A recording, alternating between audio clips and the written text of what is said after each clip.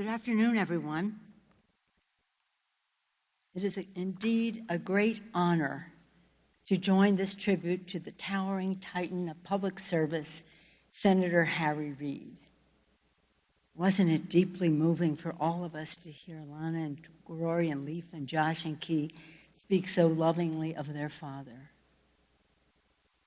You, his children, along with his many precious grandchildren and his darling great-grandchild, are his greatest pride. But hearing you speak about him shows us what a source of strength you are to him. Of course, the love and happiness he shared with his adoring and beautiful wife, Landra, was a source of joy to all of us who know them. All of us here today are here personally to celebrate the life of our dear friend Harry. Some of us, including 2 presidents of the United States, the vice presidents, members of both the Senate and the House, are also here officially to salute a legendary statesman. I have the privilege as Speaker of the House to bring the sympathy of the House of Representatives, where Harry once served. Chuck will say, not as long as he served in the Senate, but I do lay claim to Harry because that's where I first met him. I wasn't in Congress then, but he was in the House and he was running for the United States Senate. It was 1985, in time for the 86 election. George Marcus is here, who took up his cause in San Francisco. My husband, Paul, is here, and Harry was a very high priority for us in winning the Senate. So I'm, as Speaker of the House, pleased to join our distinguished Majority Leader, Steny Hoyer, our members of the Nevada delegation, Dina Titus, Steve Horsford, and Susie Lee, to bring greetings of all of our colleagues, to some we all viewed as a great person. I have a great deal I want to say about Harry, but you know Harry, he was a man of few words, and he wanted everybody else to be a person of few words. And again, we'll go to the phone calls because I immodestly say that I probably got hung up the most by Harry Reid, 2 or 3 times a day for 12 years. That is official working days, sometimes Saturday and Sunday.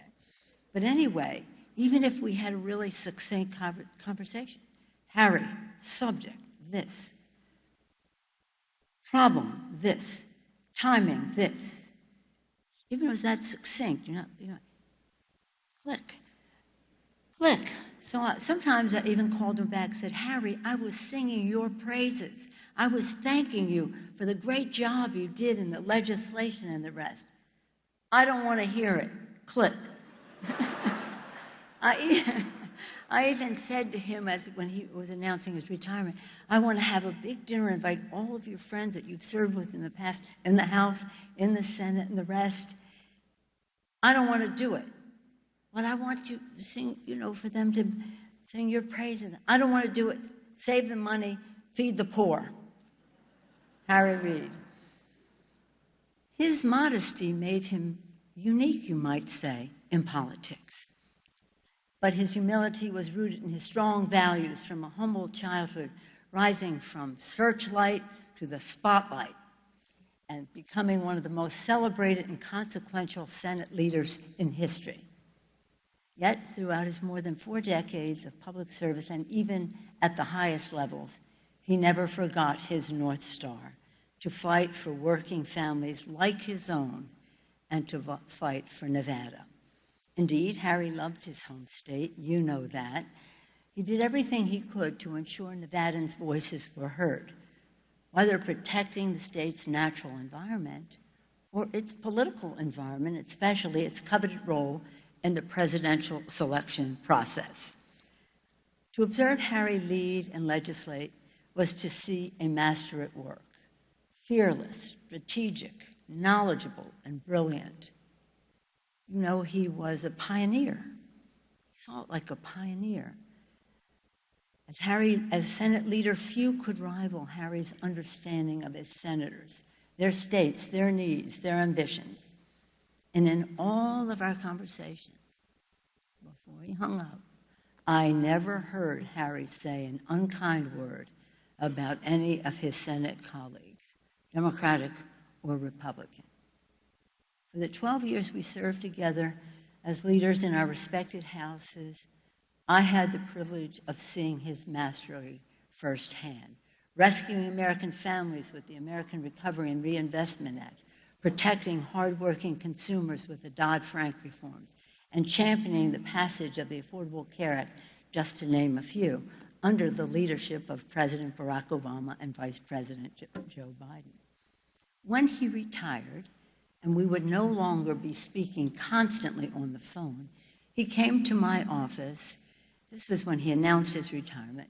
He said, "Nancy, I have something for you to remember me by." I thought it might be a handwritten note or a special photo. Instead, he unveiled a massive bald eagle, stuffed, but the wings still capable of fluttering in the breeze. Shocked, I said, "Harry, did you go hunting and kill an endangered species?" He said, "No, he died flying into a power line, and I called him Sparky." Whether symbolic of his patriotism with the bald eagle, his environmentalism, or his dry sense of humor, and dry it was, it is one of the finest and most curious gifts I've ever received, and a subject of great question in the Speaker's office.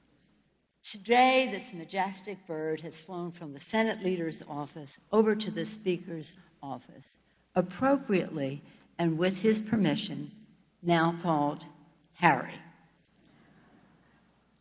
For his great legislative achievements, his most enduring public legacy will be that he was beloved, a word not often used to describe political leaders. He was beloved by his colleagues, by his staff, by maintenance workers, and by the Capitol Police, and as the leader mentioned, with whom he served as a young man as a Capitol Policeman. Truly beloved by all because he treated everyone with dignity and respect. Next week, Leader Schumer and I will have the solemn privilege of welcoming Harry back to the Capitol to lie in state, a proper tribute for an historic, patriotic American. May it be a comfort to Landra and the beautiful family, all who love him, that so many Americans mourn with you at this sad time. Paul and I, who loves Landra and loves Harry, send you our personal sympathy and love. God truly blessed America with the life and legacy of Harry Reid. May he rest in peace.